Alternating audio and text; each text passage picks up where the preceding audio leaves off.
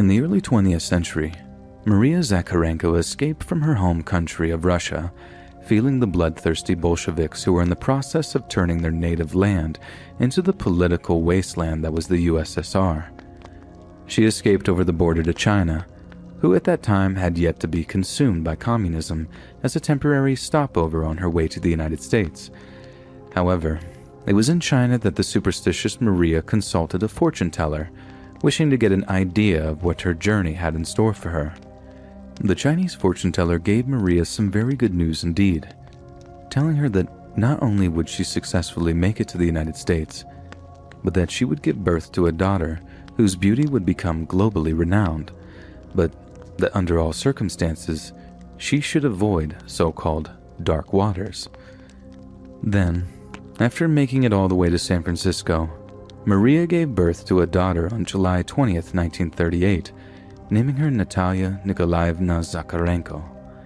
Natalia would gain the fame that the fortune teller had predicted, but would be known by another name entirely. That name was Natalie Wood. Natalie's mother essentially groomed her for stardom from the time she learned to walk and talk.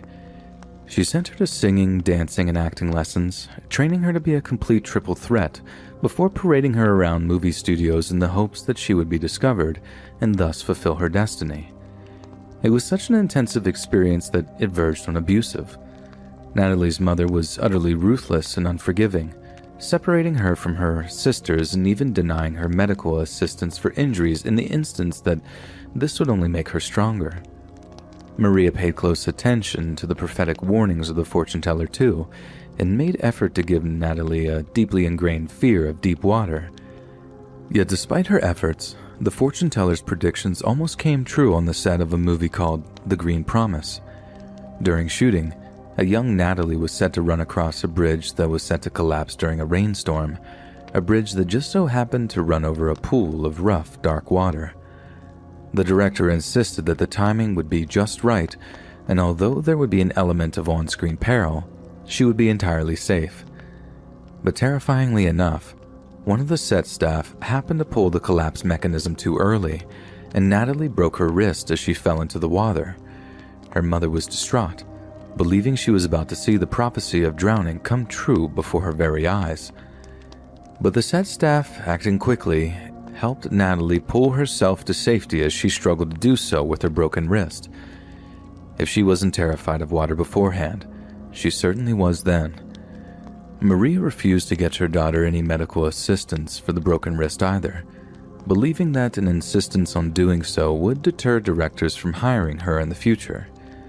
The injury scarred her wrist so heavily that Natalie would insist on covering the scars with multiple bracelets for the rest of her life, not only because she believed the wound was ugly, because it reminded her of one of the most traumatic incidents of her entire life.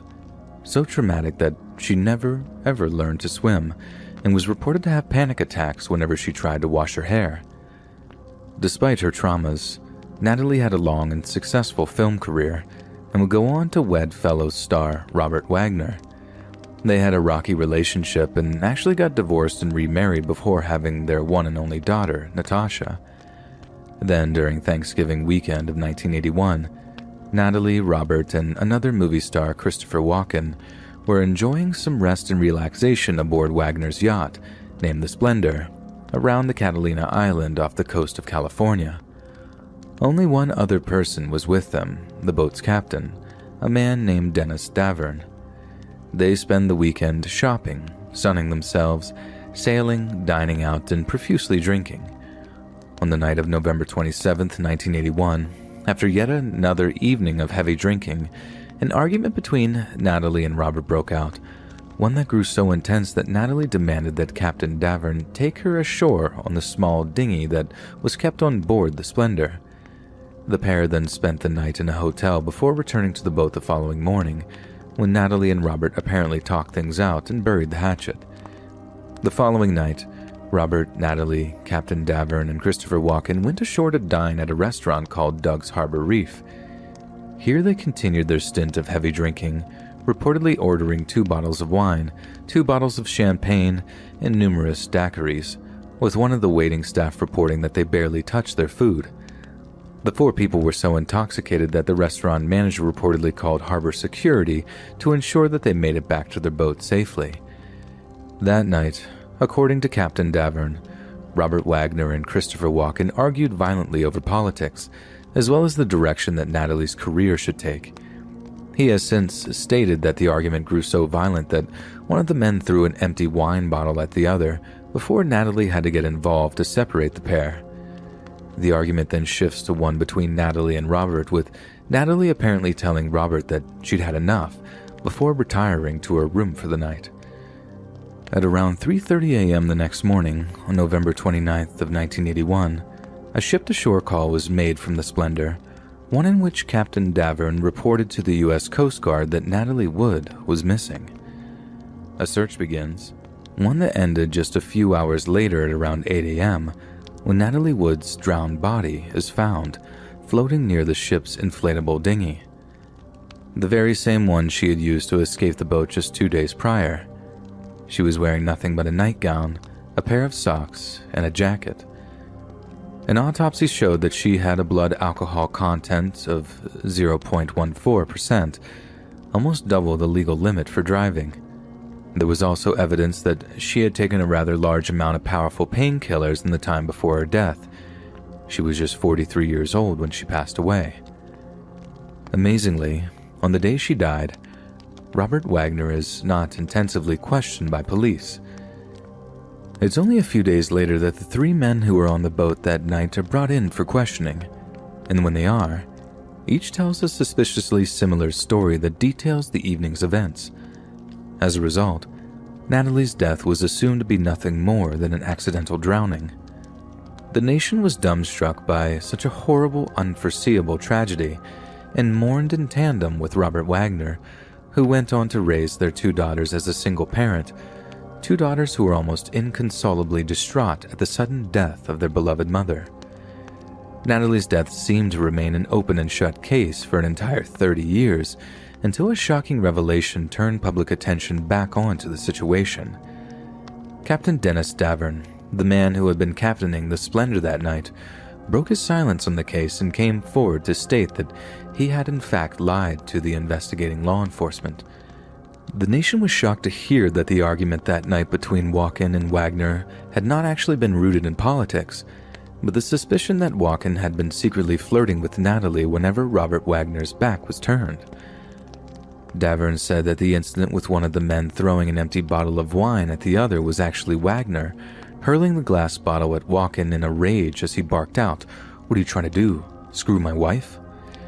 As was previously mentioned, the argument then shifted to one between Wagner and Natalie after Walken had retired to his room, but then when Natalie had tried to do the same and retire to bed, Robert Wagner had followed her to continue the argument. Then, sometime later, Wagner stormed up to Captain Davern, sweating and panicking, and told him to turn off all the boat's lights and ignore all onshore calls that came into the boat. In the aftermath, Davern claimed that Wagner kept him confined to his quarters in order to prevent him from giving a statement to the police, then held an impromptu meeting in which he ordered Walken and Davern to keep quiet about the arguments and to essentially give false statements to the police.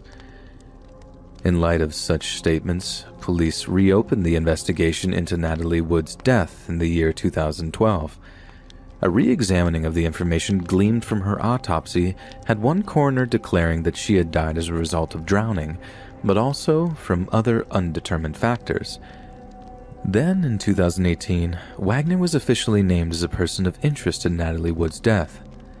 Natalie's sister, Lana, came out and gave a media interview, stating that she believed Captain Davern's claims to be true, and had even confronted Wagner on the day of Natalie's funeral in an attempt to get him to reveal what had actually happened that night.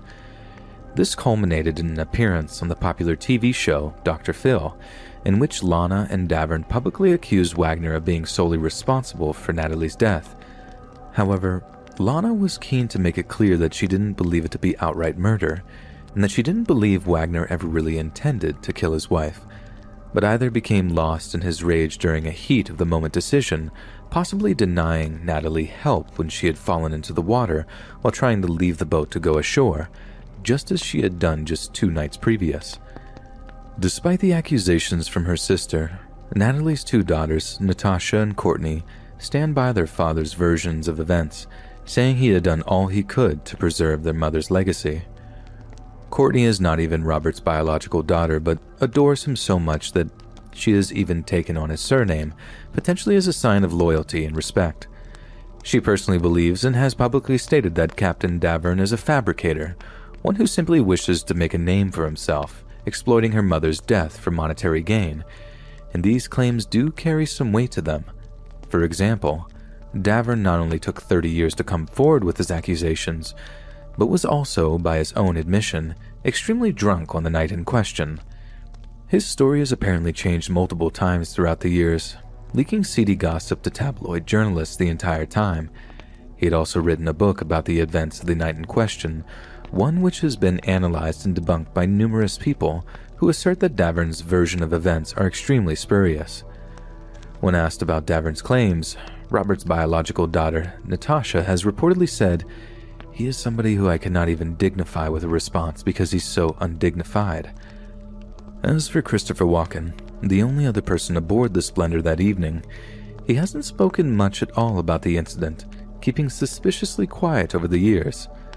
When asked about how he felt regarding the reopening of the case, he reportedly said, "I don't know," having previously said that he firmly believed Natalie's death to be a tragic accident. In conclusion, it's not entirely out of the question that an extremely intoxicated Natalie might have tried to use the very same dinghy she had used a few nights previous. In doing so, she could have simply fallen into the water and drowned while the other people on board were either too drunk to respond to her cries or simply below deck and unable to hear her entirely. Yet it's also scarily feasible that a jealous husband had discovered her infidelities, either perceived or real, thrown her into the sea in a rage, then simply used his influence or outright threats to cover up the murder. It has been 39 years since Natalie's tragic death, and we are still no closer to knowing the entire truth as to what happened to her that night. And it's not only her family and friends that deserve concrete answers, but society as a whole. Have we had a murder walking among the Hollywood elite for the past 40 years or so? Or has an innocent man been subjected to a campaign of slander when he should have been given room to heal? Whatever happened that Thanksgiving weekend, one thing is painfully clear: that the dark prophecy told to Maria Zakharenko by the Chinese fortune teller in the early 20th century did actually come true. And it was indeed dark waters that became the undoing of the young woman who came to be known to the world as Natalie Wood.